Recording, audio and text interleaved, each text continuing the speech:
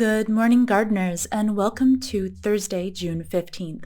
My name is Catherine, and I created a show called Good Morning Gardeners, even though I can't grow green things because I am referring to gardening metaphorically. We're planting the seeds for a better day. We're starting our day by getting in the right mindset to cultivate a better life for ourselves, better communities, and a better world. If you like this video, please give it a thumbs up and subscribe if you would like to add Good Morning Gardeners to your morning routine. I do my best to wake you up with positive and mentally stimulating ideas, but sometimes I miss things. If you have something to add to the ideas that I discuss, please chime in the comment section below. Today is World Elder Abuse Day. Between 2019 and 2030, the number of persons aged 60 years or over is projected to grow by 38%, from 1 billion to 1.4 billion, globally outnumbering youth, and this increase will be the greatest and most rapid in the developing world. And recognizing that greater attention needs to be paid to the specific challenges affecting older persons, including in the field of human rights. The purpose of World Elder Abuse Day is to provide an opportunity for communities around the world to promote a better understanding of abuse and neglect of older persons by raising awareness of the cultural, social, economic, and demographic processes affecting elder abuse and neglect. So, if you've been following me for a while, maybe you noticed that I passed episode number 30 recently. I think this is going to be episode number 33, if I'm not mistaken. So that means that I have been doing this for over a month, well over a month, since I only do these on weekdays. And, I just was thinking this morning about what this show has become to me. It started out as a way for me to possibly help other people, but this show has been such a great help for me because by committing to releasing these episodes every single weekday, even if not, a lot of people are watching, that doesn't really matter for the way that my mind works. The way that my mind works is that I said I was going to do it, so I have to do it. By forcing myself to prepare this every morning, it's sort of like a really hardcore way of getting my mind in the zone, because I not only have to, I don't just have to listen and think about ideas that are being offered to me. I have to come up with the ideas, and at times that has been pretty challenging, but honestly it has been overall more rewarding than I ever could have guessed, because it's almost become like a video journal of sorts, but not just any video journal, because every episode is cultivated with, intentionality. And I want these episodes for you guys to be something that is really valuable and gets you thinking in useful ways, not just about random stuff, but about stuff that really matters. And yeah, so I have been speaking about stuff that I think really matters. Not only speaking about it, but, researching it and reading about these things. And that has been really incredible for me. So anyway, all that is to say that I think I am definitely going to keep doing this for a while. And if you have been following along with me, thank you so much for your support. And, if you're just now finding this channel, I hope you gain value from this episode, and if you would like to add this to your morning routine, subscribe, because, I think it can be really valuable. It's hard for me to put myself, in the morning routine of other people, because the morning routine can be very personal and individualized, but I can just tell you that for me, it has been so valuable. So anyway, thank you. And moving on to our learning moment today, I want to talk about something else that I think is very important, and it is specifically, uniquely near and dear to my heart. So because I have been talking to you for a while now about a bunch of somewhat random things, I just said that I wasn't talking to you about random things, but a bunch of random things under the umbrella of being useful. I want to go ahead and address one of the elephants in the room. On social media, I have branded myself as an ethical graphic designer, and on my website, I state that I want to work with businesses, nonprofits, and charities who are working to make the world a better place. While it is possible that many of you accept these brand statements without question, likely inserting your own definition of ethical and what it means to make the world a better place to you, these statements might strike some of you as overly vague. I have received multiple questions on social media about what ethical graphic design really means, and I have had defining this in a specific way on my to-do list for months. I suppose I have snoozed this task for so long because defining a word like ethical or making an assertion about what it really means on a practical level to make the world a better place is really hard. The world is a big place full of hundreds or thousands or hundreds of thousands of competing ideologies. To make matters worse, profit-hungry companies who want to hop on the clean and green trends have already been branding themselves as ethical for years, and their tactics are so dishonest that people automatically not everyone, but many people automatically dismiss any ethical branding as greenwashing. I think Peter Thiel provides a pretty good criticism of this type of thing in 0 to 1. So I'm going to read this section to you really quick as soon as I can find it. Okay. He writes, "The myth of social entrepreneurship. Clean tech entrepreneurs aimed for more than just success as most businesses define it. The clean tech bubble was the biggest phenomenon and the biggest flop in the history of social entrepreneurship. This philanthropic approach to business starts with the idea that corporations and nonprofits have until now been polar opposites. Corporations have great power, but they are shackled to the profit motive. Nonprofits pursue the public interest, but they are weak players in the wider economy. Social entrepreneurs aim to combine the best of both worlds and do well by doing good. Usually they end up doing neither. The ambiguity between social and financial goals doesn't help, but the ambiguity of the word social is even more of a problem. If something is socially good, is it good for society or merely seen as good by society? Whatever is good enough to receive applause from all audiences can only be conventional, like the general idea of green energy. Progress isn't held back by some difference between corporate greed and nonprofit goodness. Instead, we're held back by the sameness of both. Just as corporations tend to copy each other, nonprofits all tend to push the same priorities. Clean tech shows the result. Hundreds of undifferentiated products, all in the name of one overbroad goal.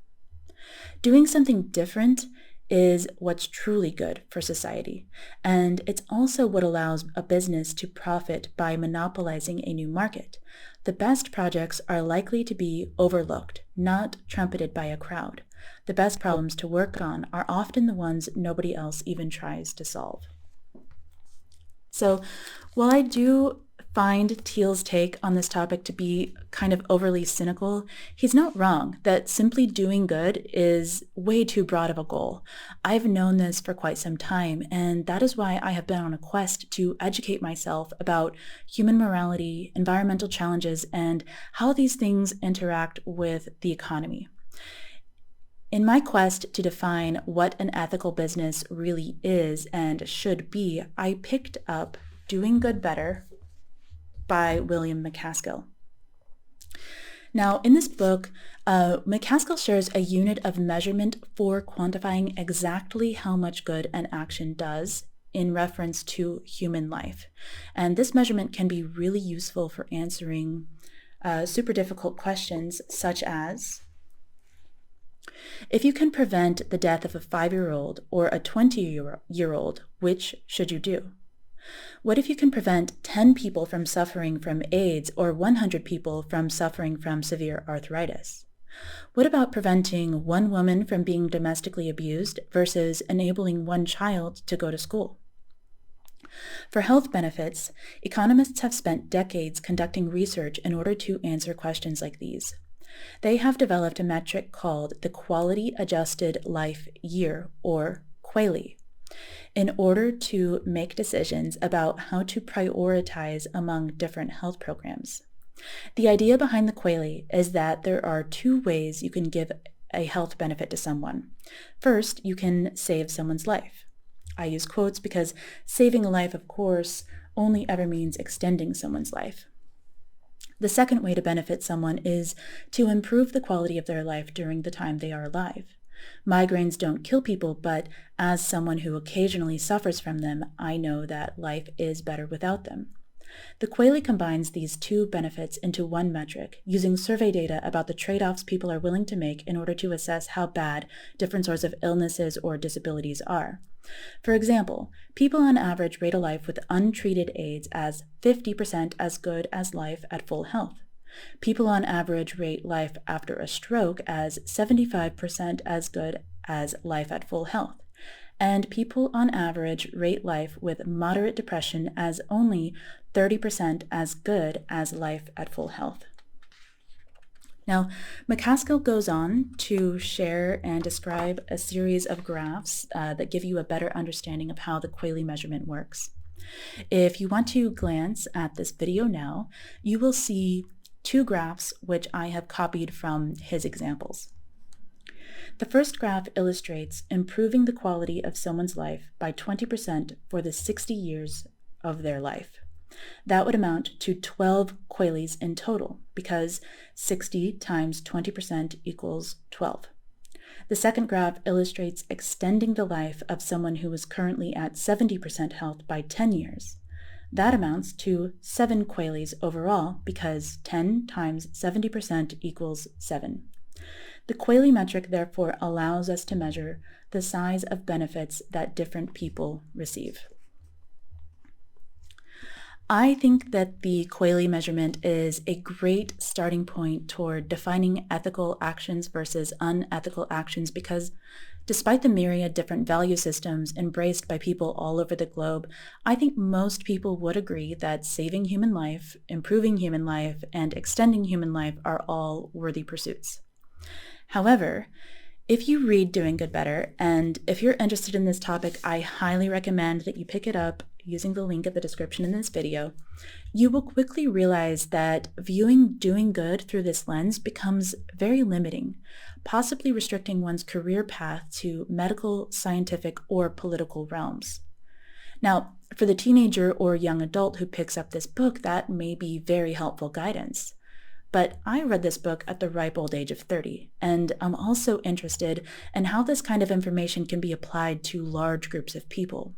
If everyone dropped their current careers to become doctors, bioengineers, or politicians, that would do a lot more harm than good. The world needs chefs and plumbers and musicians and construction workers and childcare workers and cleaning services and book printers and mechanics and painters and graphic designers. So how do I define ethical in the context of graphic design? Well, first of all, a graphic design studio is just a business, so I define it very similarly to how I would define any ethical business. The one differentiating factor that may be unique to a graphic design studio here and other similar business models is that they have the luxury of selecting which clients they work with. Now, personally, I would rather work with ethical businesses who are making the world a better place. But to be totally honest with you, I don't have a full specific definition of what this means yet. I have the QALY measurement. I know about environmentally responsible choices. And I know that honesty is a good thing to filter for, because if one of my clients honestly wants to make the world a better place, I believe they will enact that through their brand and business practices. But most of all, I have the value of imparting value. And by that I mean the primary goal of the ethical business should be to deliver value to their customers, as opposed to the primary goal of the business being to extract profit from the customers. Yes, I know that profit is necessary for business, but I don't think this has to mean I don't think this means that profit has to be the business's primary goal. In fact, profit is just another word for money, which is exchanged for value. So any business needs to put a huge amount of focus on value anyway. But I believe that if value is the primary focus, this sets the foundation for a successful business in a way that is compatible with making the world a better place. So for our feel-good moment today, I want to dive back in to 0 to 1 by Peter Thiel to read some analysis on clean tech and some advice for future entrepreneurs. Thiel writes, the 1990s had one big idea. The internet is going to be big. But too many internet companies had exactly that same idea and no others. An entrepreneur can't benefit from macro scale insight unless his own plans begin at the micro scale. Clean tech companies faced the same problem. No matter how much the world needs energy, only a firm that offers a superior solution for a specific energy problem can make money. No sector will ever be so important that merely participating in it will be enough to build a great company. The tech bubble was far bigger than clean tech, and the crash even more painful. But the dream of the 90s turned out to be right. Skeptics who doubted that the internet would fundamentally change publishing or retail sales or everyday social life looked prescient in 2001, but they seem comically foolish today. Could successful energy startups be founded after the clean tech crash just as Web 2.0 startups successfully launched amid the debris of the dot-coms? The macro needed for energy solutions is still real, but a valuable business must start by finding a niche and dominating a small market. Facebook started as a service for just one university campus before it spread to other schools and the entire world. Finding small markets for energy solutions will be tricky. You could aim to replace diesel as a power source for remote islands, or maybe build modular reactors for quick development at military installations in hostile territories. Sorry, that was quick deployment at military installations in hostile territories. Paradoxically, the challenge for the entrepreneurs who will create Energy 2.0 is to think small. So this has given me another way, or another possible way to define what it means to effectively make the world a better place.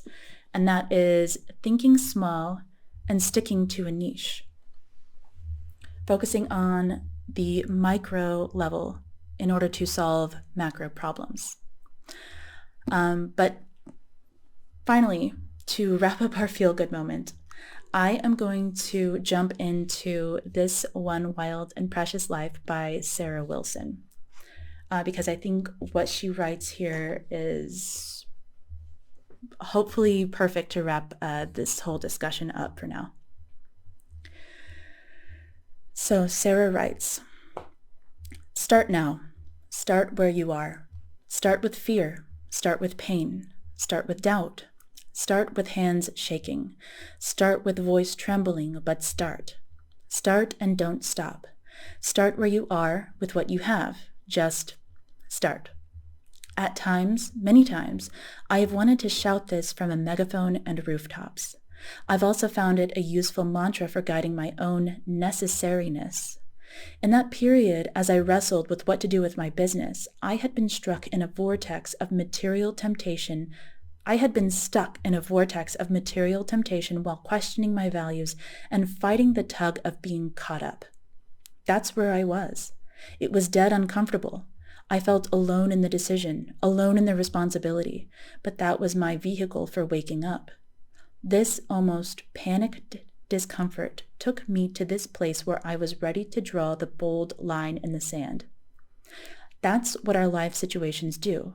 Take us to the edge where we can choose to see pain and loss as a necessary and noble thing. But the act, the something that you do, need not be so bold. It might be quite ordinary. Ordinary can be very necessary.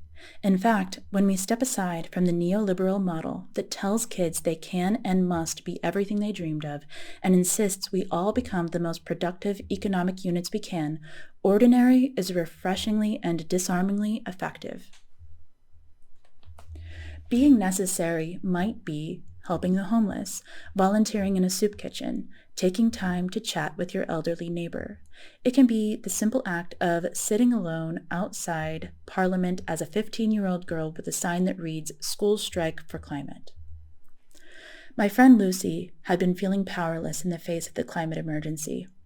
In fact, and I don't think she'll mind me sharing this, she'd been feeling stuck and unable to engage or start on a bunch of things. Feeling her life as a mom with 2 wild boys at home was not impactful or necessary enough. Ahead of one of the big school strikes for climate, Lucy despaired that no one would do anything. The parents were claiming it was too hard to get into the city on the day to protest.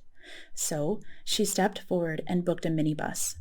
She then set up a booking document on Eventbrite. She'd never done this before. Within an hour, the bus booked out with parents and kids now able to join the rally. She upgraded to a coach, and then 2 coaches. Within 48 hours, she'd gotten 130 people to sign up to the strike. I then shared the story on my social media, and it prompted other people to copy what Lucy had done. It started out a little bit ordinary, although I'd argue it was Natalie Brave. But the fact that Lucy stepped up and did something enlivened many others to step up too. I'm guessing Lucy got several hundred parents and kids to that pivotal international strike. Through my work in the climate movement, I've been asked to advise companies on what they can do. I was brought into a brainstorm session with a bunch of leading tech CEOs and venture capitalists. They wanted to create a new, big climate charity that would fix things. After some whiteboard scribbles and passing of snacks, I was asked my thoughts. "Can I be brutal?" I asked, and didn't wait for a response from the room of mostly men. You guys are not climate experts, and the world doesn't need another charity to be split off in another direction. But the people who've been working in this space for decades, who do know the science and the politics, they need apps and tech help and investment. Get to them. Offer your help. Start where you are and where you can be of service, not a hero. You start, then it spreads. Action begets action. Care begets care. Studies show that we tend to give when we are around other people who give, and that any kind of giving brings joy, better health, and meaning to the giver. Americans who were regularly generous with their neighbors were twice as likely to agree that they have a purpose than those who were less generous to neighbors. You see, once you just start, wherever you are, things become. The starting is the thing. So for our focus moment today, I want to prompt you to consider what your own definition of ethical is. This can be a deceivingly difficult or deceivingly easy. Anyway, it's a mental exercise that is way harder than it seems, since most of us feel the definition of this word ethical intuitively as opposed to considering it logically. In fact, reducing human morality down to a mathematical equation like William MacAskill does with the Quayle can seem cold and heartless, and paradoxically may remove some of the significance of making the world a better place. But I think the truth is, even William MacAskill struggles to define what it means to make the world a better place. I have no doubt that everyone does on some level. As scary as the implications might be, I think that everyone has to define this for themselves.